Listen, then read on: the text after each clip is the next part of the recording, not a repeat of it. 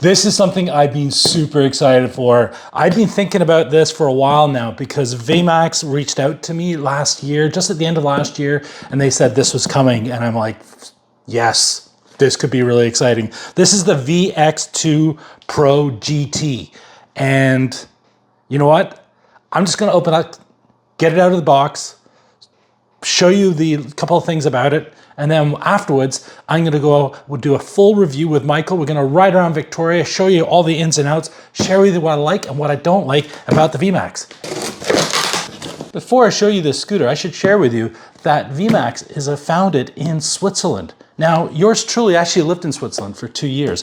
And what I can share with you is this. Number one, it's stunningly beautiful, loads and loads of mountains, beautiful, beautiful lakes. The people are lovely. It's a little expensive to live there, which is probably why we don't live there now. This is when I was a kid. And they're super good at chocolate, something I love, watches, something I love, and being on time and precision. So I'm really intrigued by this. Anyway, let's take a look at a little commuting bag. Let's see what's inside. Oh, that's a really nice touch. That's really nice. Get a little linen bag with the logo on the outside. And this will allow you to grab your charging brick and take it with you and keep it all together. I like that. Also inside are a little tube for extension tube for blowing up the tires. It's got a really small Allen key and 4 little screws with Loctite on them. That's probably just to mount the actual handlebars. So let's do that next.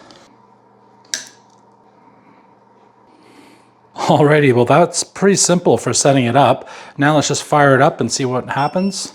I'm gonna remove this sticker here in a moment, but it's got lights at the front and it shows that the lights are on with the icon. That's nice. It's got a thumb throttle, whoops. Thumb throttle, that's nice. Indicators, and you can see here they're flashing. 2 brakes, integrated bell, I like that. And these handles, these are really nice. Very premium looking handles. Look at that. Huh. This feels really nice. I'm super excited by this. I'm gonna take it out now. Michael and I are gonna do a full review. That's happening now. I'm super excited. Even as I mentioned earlier, this is sort of Swiss designed. This is the Vmax VX2 Pro, and this is the GT version. There are 3 versions. There are 3 versions. That first version, and they're all basically exactly the same. One just has, I think it's the LT, and then there's the ST, and then there's GT. One is small battery, medium size, and then large size. This is the large size battery. What I'm gonna do today is run around with Michael. We're gonna tour around the city. I'm gonna share with you what I like, what I don't like, and I think also I'd like to share with you who I think this scooter is for and who it's not for.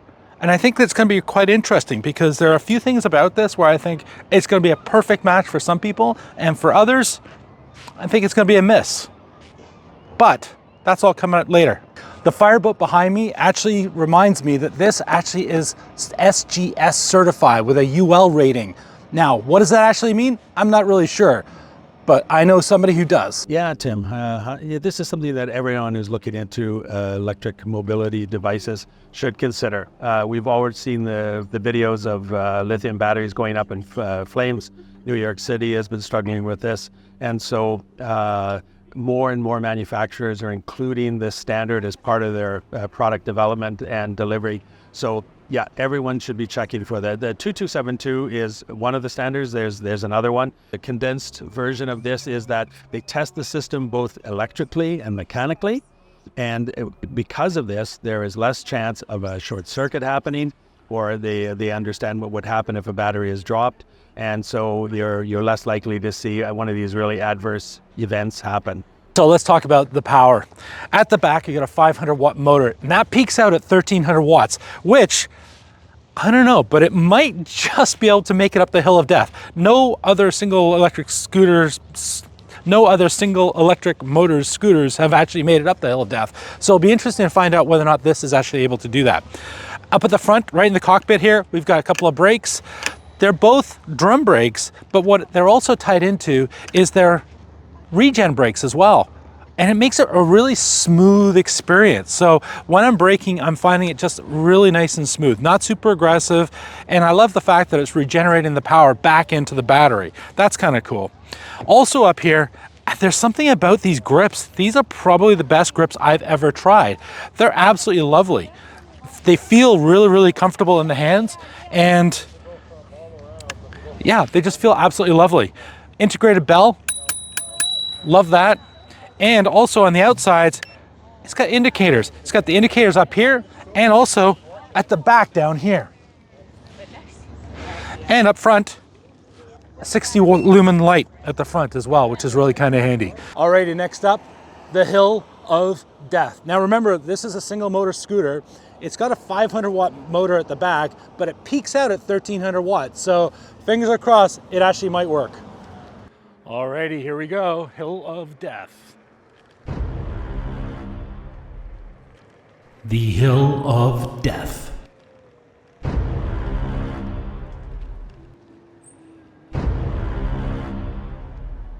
I'm still going, guess what?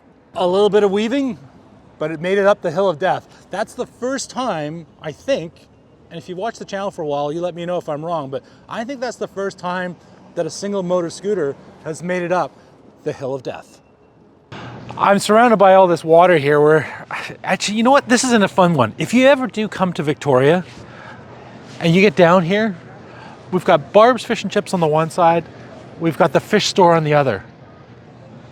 I've tried them both. One is better than the other. If you want to know, ask me the question down below. But coming full circle, we've got lots and lots of water around me, and so I'm reminded of what's the waterproof rating like? Because I took this out on a decidedly rainy day, and I was scooting along thinking I should have checked that before I went out into the rain. And it's got an IPX6 rating, so that's terrific. So if you're out and about and it's raining, you get stuck in the rain or something like that, no problems with this. I think that's awesome. And also, the mud guards at the front of the back, they're terrific because I didn't get wet. There's nothing worse than riding around. You get to your destination, you're like, great, the scooter is good, but I've got a great big rooster tail of dirt and grime from the street up my back. That just sucks. And so I was absolutely thrilled with that. And the tires are 10-inch tubeless tires. And you're wondering, why does that matter? Well, it makes a difference because, first of all, you don't have to worry about, fixing punctures and things like that. Unless it's gone right through the tire, it's really not going to be an issue. And the second thing you have to think about, this particular scooter doesn't have any shocks. So the only suspension you're going to get is from the tires themselves. And I'm finding it, especially on just the smooth surfaces, of course it's going to be smooth, but I've been bouncing through some of the cracks and it's actually pretty comfortable. So for a no suspension scooter, this is actually pretty decent.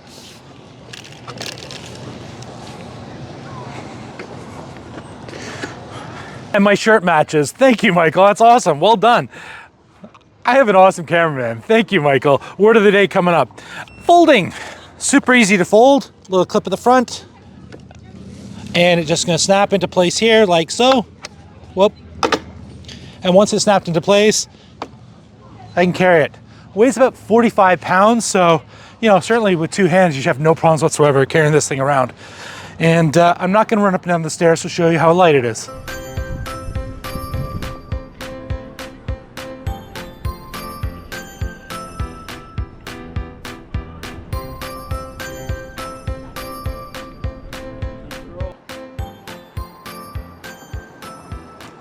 One thing I do like is the cruise control. Now, it's kind of a funny little setup that you've got to do the first time, but once it's all set up, it's lovely. Love cruise control on electric scooters, especially for any kind of distance travel. So, on your left. Michael, so what is the word of the day for the Vmax? Polished. What do I like and what don't I like about the Vmax? And who do I think this is for? And who do I think it's not for?